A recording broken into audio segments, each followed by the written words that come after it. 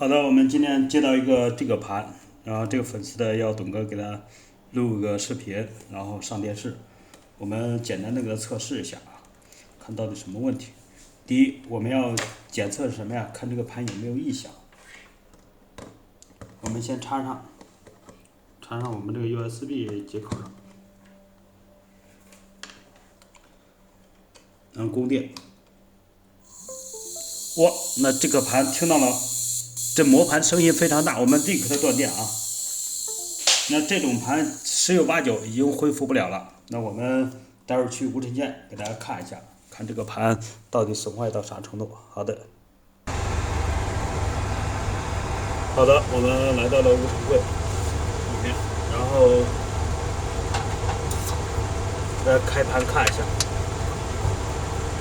因为十有八九恢复不了了，这个我们还是望要有希望的。比方说，要是划伤盘片的边缘上，我们还是有补救的措施。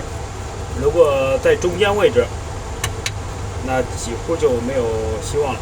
我们看一下吧。以董哥的经验，听声音来说，应该这个盘片划伤很严重了。不管怎么着，我们再看一下。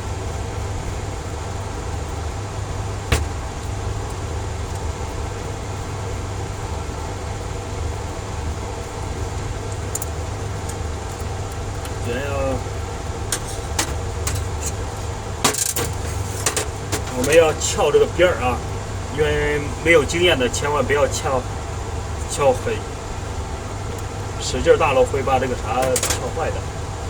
我们拿1字螺丝刀，这边儿上稍微开一下，因为它是胶啊，边上是胶，没有经验的可能把这个外壳给撬的裂缝啊。如果外壳不完整了，到时候再合上别错。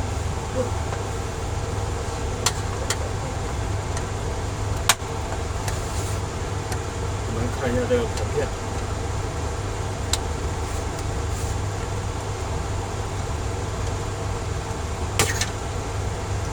我们看一下，像这种盘，我估计神仙难救了啊！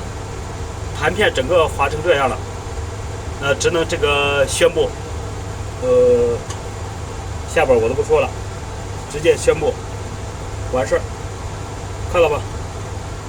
好了，本视频到这儿，再见，拜拜，无能为力。